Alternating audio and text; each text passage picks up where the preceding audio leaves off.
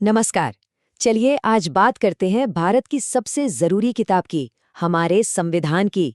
ये आप कह सकते हैं वो एक गाइड बुक है जो ये तय करती है कि हमारा इतना बड़ा देश आखिर चलेगा कैसे। तो तैयार है? आइए इस दिलचस्प सफर पर निकलते हैं। अच्छा, चलिए एकदम बेसिक सवाल से शुरू करते हैं। कभी सोचा है कि हम जो चाहें वो क्यों नहीं कर सकते? मतलब इन सब रूल्स की, इन नियमों की आखिर जरूरत ही क्या है? जरा एक पल के लिए सोचिए, अगर सड़कों पर कोई ट्रैफिक लाइट ही ना हो, कोई नियम ही ना हो, तो क्या होगा? चारों तरफ बस अफरा तफरी, जाम और केओस, है ना? बिल्कुल वैसे ही किसी भी समाज या देश को स्मूथली चलाने के लिए हमें कुछ नियमों और कानूनों की जरूरत तो पड़ती ही है। हाँ, और यहीं पर एक शब्द है जो हम अक्सर सुनते हैं, कानून का शासन या रूल ऑफ लॉ। सुनने में बड़ा भारी लगता है, पर इसका असल में मतलब क्या होता है? इसका मतलब बहुत सीधा और सरल है कि कानून ही सबसे ऊपर है। कोई भी व्यक्ति, चाहे वो देश का सबसे बड़ा नेता हो या फिर एक आम नागरिक, कोई भी कानून से बड़ा नहीं है।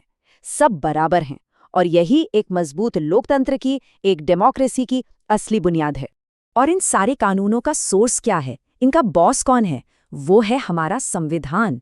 ये वो मास्टर रूल बुक है जिससे देश के बाकी सभी कानून अपनी ताकत लेते हैं और हमारी सरकारें इसी के हिसाब से काम करती हैं। तो चलिए अब इस शानदार किताब के दिल में झांकते हैं। मतलब इसका कोर आइडिया क्या है, इसकी आत्मा क्या है? देखिए, संविधान का जो सबसे पहला पन्ना है उसे हम प्रस्तावना या प्रियम्बल कहते हैं। इसे संविधान की आत्मा भी कहा जाता है। क्यों? क्योंकि ये एक तरह से पूरी किताब का निचोड़ है, उसकी समरी है। ये हमें बताता है कि हम कैसा देश बनाना चाहते हैं। एक ऐसा देश जहां हर किसी को न्याय मिले, आज़ादी मिले और बराबरी का हक मिले। और प्रस्तावना की शुरुआत ही इतने दमदार शब्दों से होती है, हम भारत के लोग। ये शब्द सिर्फ शब्द नहीं है, ये हमें याद दिलाते हैं कि इस देश की, इस संविधान की असली ताकत हम नागरिकों के हाथ में है, किसी राजा या किसी बाहरी ताकत के हाथ में नहीं। अब जरा सोचिए, इतनी बड़ी और इतनी जरूरी किताब, इसको बनाने में कितनी मेहनत लगी होगी।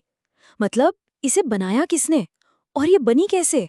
इस बहुत बड़े काम को पूरा किया हमारी संविधान सभा ने, और इसके एक बहुत बड़े हीरो थे ड्राफ्टिंग कमेटी के अध्यक्ष डॉक्टर B.R. अम्बेडकर। इसे बनाने में पता है कितना वक्त लगा? लगभग 3 साल। सोचिए, पूरे 2 साल 11 महीने और 18 दिन की दिन रात की मेहनत के बाद हमारा संविधान जाकर तैयार हुआ। और इस मेहनत का नतीजा क्या निकला? दुनिया का सबसे लंबा लिखा हुआ संविधान। और ऐसा इसलिए है क्योंकि भारत में इतनी ज्यादा विविधता है, अलग अलग भाषाएं, धर्म, संस्कृतियां। तो हमारे संविधान बनाने वालों ने कोशिश की कि हर किसी की जरूरतों का ध्यान रखा जाए। अच्छा, एक और सवाल मन में आता है, क्या ये जो इतने बेहतरीन आइडियाज हैं हमारे संविधान में, ये सब हमारे बनाने वालों ने खुद सोचे थे या उन्होंने कहीं और से भी प्रेरणा ली थी? देखिए, हमारे संविधान निर्माता बहुत समझदार थे। उन्होंने दुनिया भर के संविधानों को बहुत गहराई से पढ़ा और उन्हें जहां से भी जो अच्छी बात मिली उसे हमारे देश के हिसाब से ढालकर अपना लिया। ये एक तरह से बेस्ट ऑफ द वर्ल्ड को इकट्ठा करने जैसा था।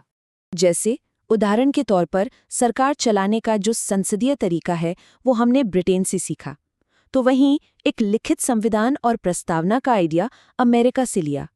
तो ये वाकई दुनिया भर के बेहतरीन विचारों का एक शानदार संगम है। चलिए अब उन 5 बड़े और महत्वपूर्ण शब्दों को समझते हैं जो हमारे देश की पहचान को परिभाषित करते हैं। इन्हें हम अपने संविधान के 5 स्तंभ भी कह सकते हैं। तो ये 5 स्तंभ हैं: संप्रभु, समाजवादी, धर्मनिरपेक्ष, लोकतांत्रिक और गणराज्य। अब ये सिर्फ भारी भरकम शब्द नहीं है, इनका बहुत गहरा मतलब है। हम इनमें से संप्रभु, धर्मनिरपेक्ष और लोकतांत्रिक गणराज्य का मतलब अगली स्लाइड्स में समझेंगे। पर यहाँ समाजवादी का मतलब है एक ऐसा देश बनाने की कोशिश करना जहां अमीर और गरीब के बीच की खाई कम से कम हो। सबसे पहले संप्रभु या सॉवरेन, इसका सीधा सा मतलब है कि हम अपने मालिक खुद हैं। देश के अंदर क्या करना है और दुनिया के साथ कैसे रिश्ते रखने हैं, ये सारे फैसले हम खुद लेते हैं, पूरी तरह आज़ाद होकर। कोई और देश हम पर हुक्म नहीं चला सकता। फिर आता है धर्मनिरपेक्ष यानी सेक्युलर। इसका मतलब है कि सरकार की नज़र में कोई धर्म नहीं होता। उसके लिए सब धर्म बराबर हैं। आप चाहे किसी भी धर्म को माने या ना माने, आपको पूरी आज़ादी है। देश का अपना कोई धर्म नहीं है। और लोकतांत्रिक गणराज्य या डेमोक्रेटिक रिपब्लिक, इसके दो हिस्से हैं। लोकतांत्रिक मतलब यहाँ लोगों का राज है, जिसे हम अपना वोट देकर चुनते हैं। और गणराज्य का मतलब है कि देश का जो सबसे बड़ा पद है, यानी राष्ट्रपति का पद, वो किसी राजा महाराजा की तरह खानदानी नहीं है, वो भी चुनाव से ही चुना जाता है। तो ये तो हुई संविधान की बड़ी बड़ी और आदर्श बातें। पर सवाल ये है कि ये जो नियम है, ये असल में काम कैसे करते हैं। चलिए देखते हैं कि हमारा सिस्टम एक्शन में कैसा दिखता है। भारत में सरकार चलाने का तरीका संसदीय है, जो हमने ब्रिटेन से लिया है। मतलब यहाँ असली पावर प्रधानमंत्री और उनके मंत्रिमंडल के पास होती है। ये अमेरिका से अलग है, जहाँ राष्ट्रपति ही सरकार का और देश का दोनों का असली बॉस होता है। और हमारे लोकतंत्र की सबसे बड़ी ताकत क्या है? वो है हम सबका वोट। हर भारतीय नागरिक जो 18 साल या उससे ज्यादा का है, उसे वोट देने का बराबर का हक है। क्या आप जानते हैं, पहले वोट देने की उम्र 21 साल हुआ करती थी। हमारा संविधान हमें बांधता नहीं बल्कि जोड़ता है। हम चाहे किसी भी राज्य में रहते हों, हमारी नागरिकता एक ही है, भारतीय।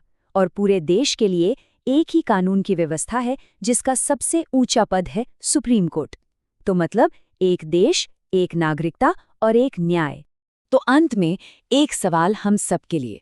ये संविधान भले ही 70 साल से भी ज्यादा पहले लिखा गया हो, लेकिन आज हमारी जिंदगी में इसका क्या मतलब है?